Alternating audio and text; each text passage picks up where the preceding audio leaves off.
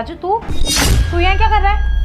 नहीं मेम साहब, मैं कुछ देख नहीं रहा था। मैं तो यहाँ आराम से अपना झाड़ू लगा रहा था। झाड़ू लगा रहा था या मुझे देख रहा था? नहीं नहीं, मैं कोई झूठ नहीं बोल रहा, मैं सच में यहाँ झाड़ू लगा रहा था। अच्छा, ये झूठ ना कम बोल, मुझे अच्छे से पता है कि तू मुझे देख रहा था। नहीं मेम साहब, आपको जरूर कुछ गलतफहमी हुई होगी। वो काम करते करते गलती से आपके ऊपर एक दो बार नजर चली होगी, वरना मैं आपको देख नहीं रहा था। गलती से नजर चली गई थी? अच्छा अंदर आ। अंदर? मेम साहब अभी तो नहीं आ सकता, घर पूरा फैला हुआ है, काम करना है। अरे आ ना, इतना शर्मा क्यों रहे, मैं बोल रही हूँ ना तुझे, आ। नहीं मेम साहब, माना करो ना, अभी पूरा घर फैला हुआ है, अभी तो बस झाड़ू लगाना मैंने स्टार्ट ही करा है। पूरा किचन भी बिखरा हुआ है, मुझे काम करना है। अरे काम बाद में कर लियो, आ तो जा। अरे नहीं नहीं मेम साहब, मैं कभी बाद में आता हूँ, अभी मैं जा रहा हूँ, काम करना है घर का बहुत सारा। शर्मा के चला गया लगता है। मैं भी देखती हूँ कब तक बचेगा। वैसे भी ये तो घर पे रहते नहीं है, और ये राजू है ना, एकदम जवान, इतना होट है, किसको देख के तो मुझसे कंट्रोल ही नहीं होता। अब इस पागल को कौन समझाए कि ये मुझे नहीं देख रहा था, मैं ही इसके सामने जान के कपड़े चेंज कर रही थी। इसके अंदर कोई तो फीलिंग जागे, पर इसके अंदर तो कुछ हलचल हुई नहीं। पर कोई बात नहीं, मेरे पास और भी मौके हैं। देखती हूँ जाके किचन में ये कर क्या रहा है। वैसे नहीं तो किसी तरीके से तो ये मान ही जाएगा। इसको जाके देखती हूँ।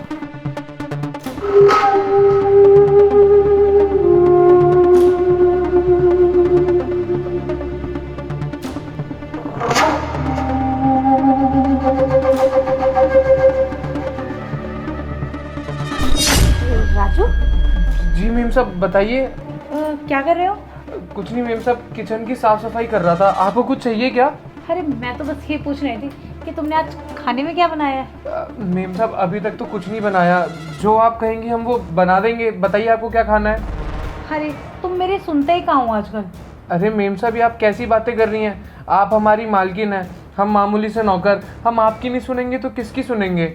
नहीं राजू, मुझे तो ऐसा लगता नहीं है कि तुम मेरी कोई भी बात मानते हो। अच्छा मालिक तुम्हें जब लास्ट टाइम यहाँ छोड़ के गए थे तो क्या कह के गए थे?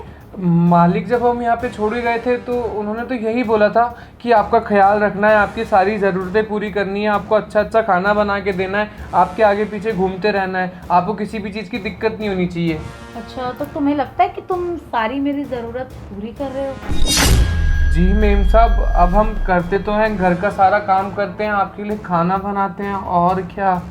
अरे देखो, इतना ना भोले बनने की ज़रूरत नहीं है। देखो तुम्हें तो अच्छे से पता है कि तुम्हारे मालिक यहाँ पे नहीं रहते हैं, तो मेरी कुछ और भी तो ज़रूरतें हैं जो तुम्हें पूरी करनी चाहिए।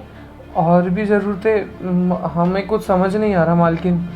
ठीक है, तुम्हें समझा देती हूँ। अरे तुम्हें तो पता है कि तुम्हारी शादी होने वाली है, तो तुम्हें कुछ सीखना भी होगा। मेम साहब आप कहना क्या चाहती हैं?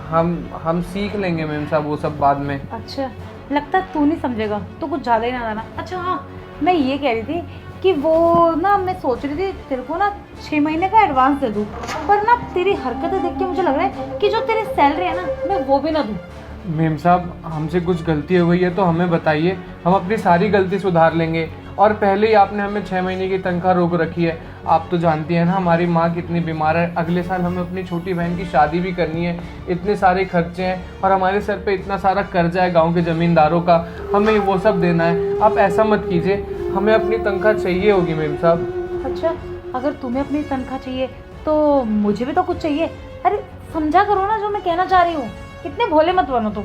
मेम साहब बात भोलेपने की नहीं है, लेकिन आप भी तो देखिए आपका स्टैंडर्ड कितना ऊंचा है, और हम तो साधारण से नौकर हैं, हमारे साथ ये सब आपको शोभा नहीं देगा। अरे तो क्या हो गया, ये सब नॉर्मल है, और मैं तुझे करने के लिए बोल रही हूँ ना। और अगर तू चाहेगा ना तो मुझे खुश करके तू बहुत सारा पैसा ले सकता है मेरे से, बाकी तेरी मर्जी है। तू कर अपना काम, सोच ले जैसे तेरा दिल गवाही देता है। बहुत सारा पैसा? मालकिन कह भी ठीक रही हैं, माँ की भी तबीयत ख़राब है और छोटी बहन की शादी भी करानी है। अब उन सब कामों के लिए पैसा तो चाहिए ही होगा, लेकिन नहीं, हम मेहनत से कमाना ही ठीक समझेंगे। जब मालिक आएंगे ना तो मालिक से ही बात करके अपनी 6 महीने की सैलरी ले लेंगे, क्योंकि हमें ही लगता कि मालकिन हमें सैलरी देंगी भी, और अटपटी बातें और कर रही हैं। इनके चक्कर में फंस गए तो हमारे साथ कुछ गलत ना हो जाए।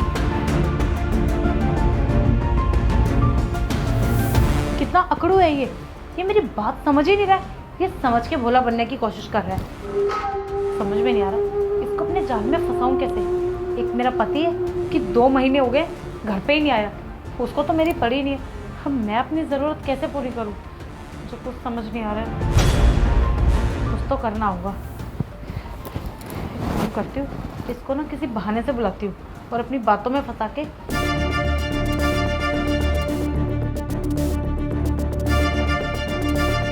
राजू, राजू। आया मेम साहब।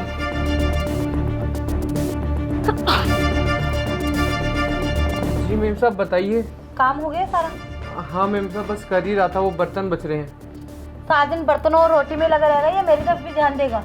जी मेम साहब बताइए ना क्या करना है आपके लिए। मेरे ना टांगों में बहुत दर्द हो रहा है, इनको दबा दे। जी मेम साहब दबाते हैं। अरे पागल है क्या, ऐसे दबाते क्या? ढंग से करना, हाथों में जान नहीं है। जी मेम साहब। एक काम कर, तू यहाँ बैठ। अरे बैठ ना। ले अब इसे अब अच्छे से दबा। अरे दबा ना, शर्मा क्यों रहे जब मैं नहीं शर्मा रही।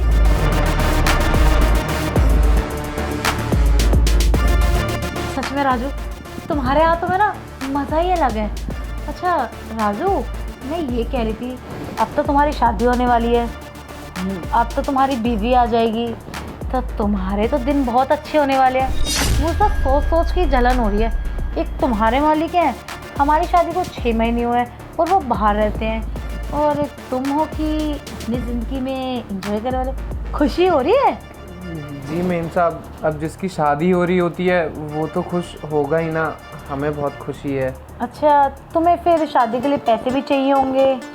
हाँ मेम साहब शादी ब्याह में तो खर्चा हो ही जाता है, थोड़े से पैसों की तो ज़रूरत है हमें। अच्छा अगर मैं तुम्हें ये कहूँ कि तुम मुझे खुश कर दो, तुम जितने पैसे बोलोगे मैं तुम्हें देने के लिए तैयार हूँ।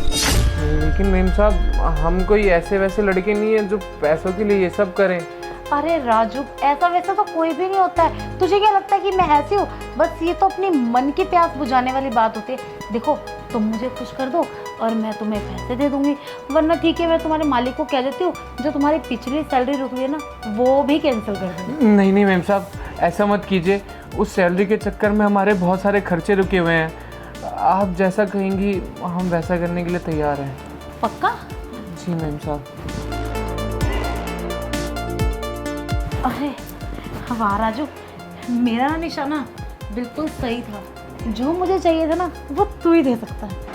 चल जा तू। जातू मेम साहब वो हमारी कुछ पैसे की बात हुई थी ना, पैसे तो दे दीजिए। पैसे? कैसे पैसे? अच्छा तेरी सैलरी 1 महीने की? अरे दे दूंगी, तू जा।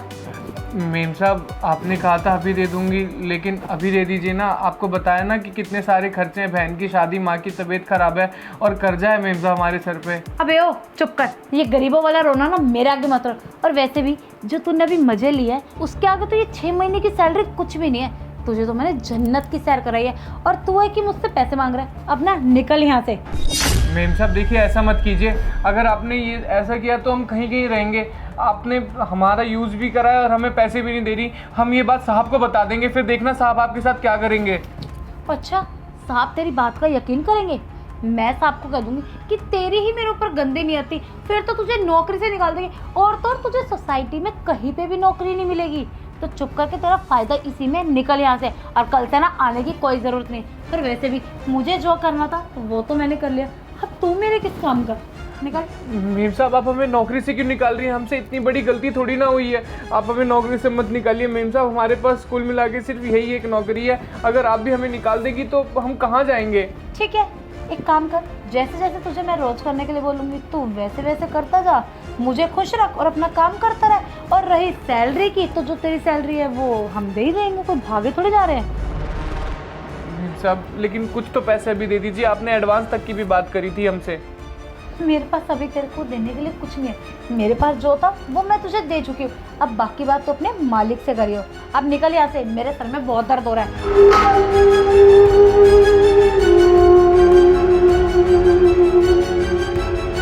अच्छा लगा है क्या?